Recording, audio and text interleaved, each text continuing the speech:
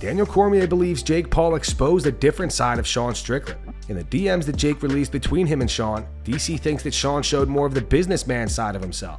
DC explains how Sean got played by Jake. In that message, Sean was more measured than I thought. I never thought I'd be agreeing this much with Jake Paul. I really like Sean Strickland. I think he's fun. I think he's crazy. I think he's fun. But in that message, I saw a different side of him. More of a businessman opposed to the guy that's gonna just kick your door in and try to raid your city. And Jake Paul exposed that. But don't send DMs because they always come out. And you always seem like you get played because look, in this situation now, because of the DMs I saw, I'm questioning Sean Strickland. And I've been in the fight game. I'm like, man, what? I don't hate it. I mean, I love that a guy knows how to do business. But I'm thinking to myself, like, I thought he hated this dude. I thought that if he got his hands on Jake Paul, he would kill him. Now it sounds like to me he wants to make some money. Hats off to him for that. But don't put it on paper, Sean. Don't give this dude the ability to play you. But I would watch it. I would watch it. And if they do it in a gym somewhere, which you're allowed to do without promoting it, I definitely would watch it for free. I would definitely watch it for free.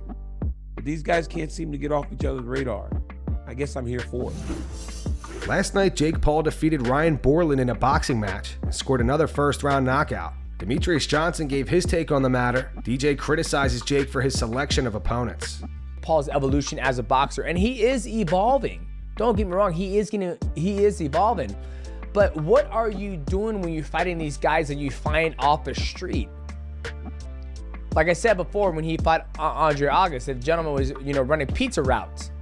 Okay, go find somebody who's 25, 26-year-old, who Eddie Hearn or somebody can find that's in the gym, that's grinding, that's hungry.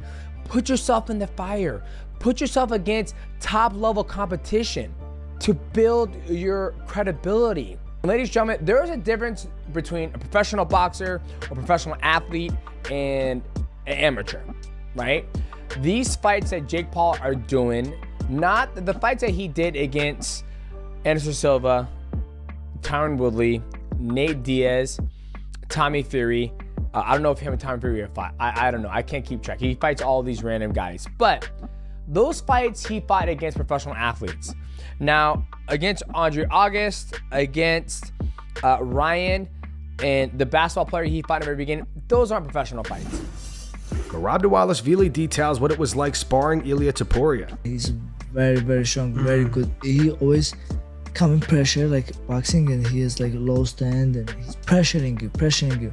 And then you're going against the wall always. Like it's very hard to fight sparring or training, Because he's always there? Yeah, always on your face. And he's waiting. If you throw anything, he's right there. And he's combos and like, he got me 2 times with the body shot, and he did drop me from the body shot. Really? Yeah. Where'd you guys spar at? In Spain. In Spain? Yeah, I visited him. He was getting ready for Evloev, and Evloev like kind of has my style, like he shows wrestling, and he asked me if I can go and help him. Rampage Jackson tries to teach the streamer Sneako some striking technique. Are you right now? You see that? I'm just catching it. I'm catching with my on the same side. Yeah, and you can also throw that right hand. You can also point your shoulder at me. Come on, yeah, exactly. You throw it, you come back. Jake Paul shuts down the idea of fighting Tony Ferguson. Tony called out Jake last week on the Jackson podcast. Look, I'm gonna be real with you. I'm calling out Jake. You're calling out Jake Paul? I would love to fight you, dude. He'll take that fight. I don't call or talk to too many people But and call them out, but Jake is the one, and a lot of these up and coming people, when I talked about insurance for fighters and so on and so forth, I plant that seed, and a lot of these other fighters, they go and what they do is they take it to another level. He'll take that, but Uncle Dana will be mad as you take that fight, though. I don't give a what Dana says. He knows already. He don't know me. I don't know him nothing. I've done enough for this company. Tony Ferguson, was he like said he wanted to fight? I mean, that would not be a fair match. Of course, I don't want to see him go out like that. That'd be sad. He's a great guy. We don't want that for Tony.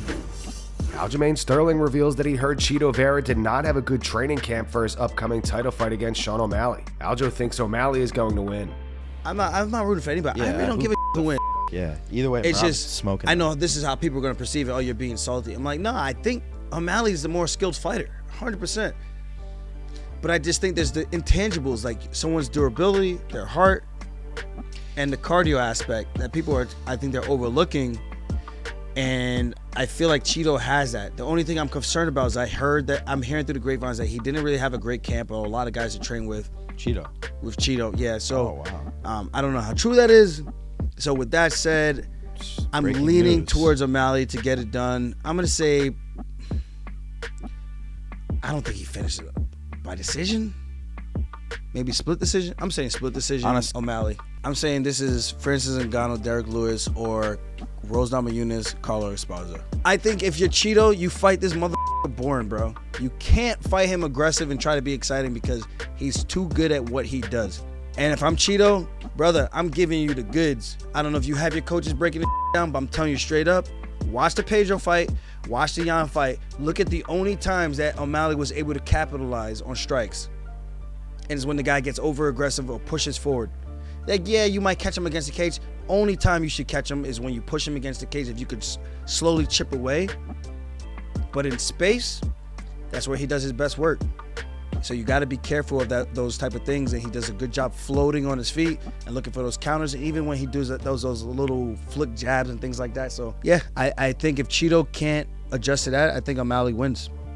And if Chito is able to be smart and be patient, I think he could win a boring fight. But I just don't know if he's going to be that patient enough. And I'm leaning towards O'Malley by, I think, split decision. And that's going to wrap it up for the news. Thanks for watching. For daily MMA news and content, subscribe to Full Mount MMA and click the bell icon to be notified when we post videos. Here are the 3 top comments from last video. The first one's from McButter Golem. It says, man, I wish the MMA community would just ignore Henry Cejudo and stop reporting on him. The second one's from Chris M. It says, I love the UFC, but it's heartbreaking to see Tyson Pedro like this after we saw how Dana handed the Nelk boys $250K. WTF is wrong with you, Dana? And the final one's from HamSweet9100. It says, Perry would smoke Till quicker than a blunt. Those were the 3 top comments from last video. If you want to be featured in the next one, all you have to do is comment down below. And if you missed yesterday's news, click the video on screen right now to get caught up.